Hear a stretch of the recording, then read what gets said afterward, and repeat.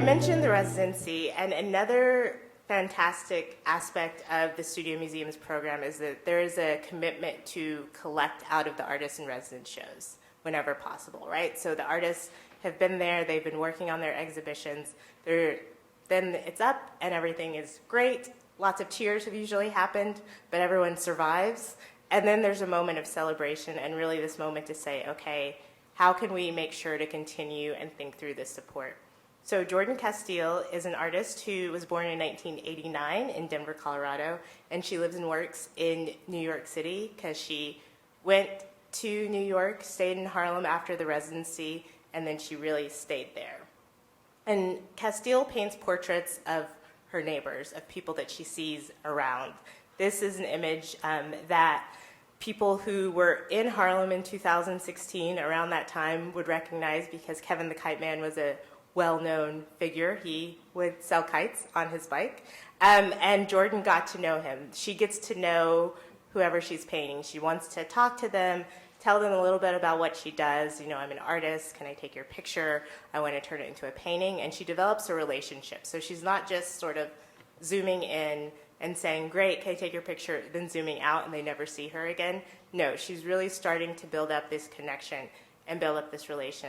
And I would argue that's what makes her paintings so distinct and really so different when we have a sea of people painting portraits. Portraiture is something that will continue to be throughout art forever. And the way that Jordan is able to do it is she's able to connect with her subject and really connect to get at the heart of them, right? So you're actually able to see something that you might not be able to see in other ways. And this work, I think, is also fascinating to me because if you look in the background, you can also sort of see construction siding put up in front of the state office building that was across from the Studio Museum. So it's also a portrait of a city in transition, right? You're actually seeing how quickly construction can happen and how quickly things can change because Harlem, as it was in 2016, is looking very different than it does now and will continue to look different as time passes. So not only is it a portrait of a person, it's also a portrait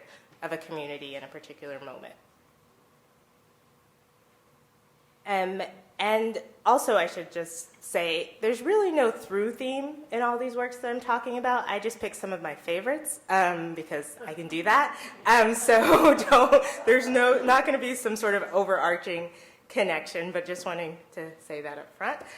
This is a work by Elizabeth Catlett, who is an artist who worked and explored themes of race and feminism in her works that range from sculpture to paintings and printmaking. And she really was thinking through and focusing on the Black experience in her work, right? And really depicting scenes of everyday struggle, but also everyday life. So this scene of a mother holding her child, really an intimate scene, and one that often, again, is very well known and well done in art history throughout time. And for me, this work is important for many reasons, but one, it was made in 1993 and went into the Studio Museum's collection in 1996. So this idea that the Studio Museum continued and was always and very often supporting artists soon after works were made versus many institutions who start to catch up and then realize, oh, we should be thinking about Black artists, we should be collecting them. Let's get a work that's 40 years old today, and that's amazing and great, but thinking about the institutions that have been doing that is just something that I don't think gets talked about enough. She was raised in Washington, D.C. She went to Howard University, and she had teachers like Louis Maylou Jones and Elaine Locke. So really this, again, about this sort of history and this trajectory and who people learn from and who people connect to. It's often about connections and how people get to know other people, and especially an artist, and how it's a very connected circle. She she graduated from Howard with honors in 1935, and she went on to earn the first MFA in sculpture at the University of Iowa 5 years later. As an adult, she would leave the United States to go to Mexico, and where she would live for really the remainder of her life, coming back occasionally.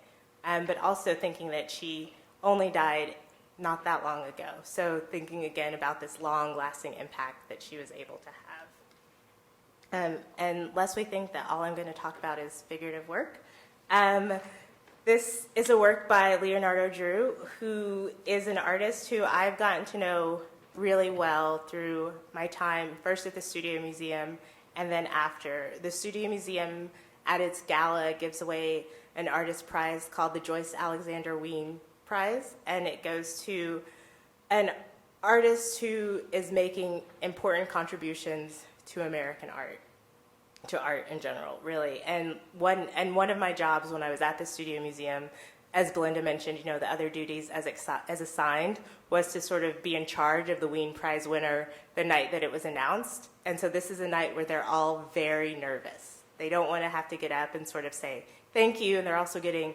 $50,000, so it's a very big moment. And sometimes I would lose them. And so Leonardo I had to keep very good track of, but because of that experience and then writing about his work some, getting to know him and really getting to know his process was very exciting to me. He was born in Tallahassee, Florida, and he was raised in Bridgeport, Connecticut.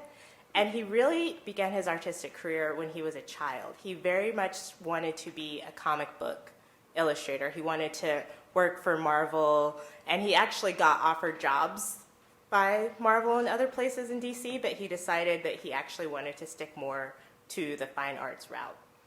He studied at the Parsons the New School for Design, and he got a BFA from Cooper Union in 1985. And really, since the late 1980s, he's created these abstract works that have so much history, but they're also very much open to interpretation.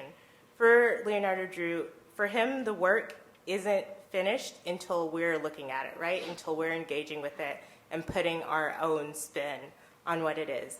If you'll notice, this work is called Number 74. All of his works have a number, some have a number and a letter, but they don't have titles that really give you a look into what it is, because he's not interested in telling us what we should be looking at or what we should be taking from the works. He really wants people to bring their own views and their own lives into what's going on. And what he does is he takes everyday materials and he transforms these into really broadening the possibilities of what the works are. So tomorrow when you come back, and you keep coming back to see the exhibition, spend a lot of time with this work, because you'll also see things. You'll see wood, stuffed toys, rust, fabric, and string. But take a look at it, because all of the wood and all of the marks on it are very intentional. So this isn't found objects that, well, the stuffed toys are found, but it's not found wood in the shape, and he just put it up. He really carves and puts his own print onto it, and it's all very intentional in these works. And it's honestly, this is one of the ones that the stuffed toys don't make an appearance all that often in the work, so this is one of a few where those types of elements come in, as well as the way that he uses color. He has a very reduced palette that he's only now starting to open up. He has his first big outdoor installation at Madison Square Park in New York City called City in a Grass, and it really is just his work exploded onto the next canvas. I'm sorry I don't have an image of it. I wasn't able to get one, but if you Google it, Leonardo Drew, City in Grass, you'll see it.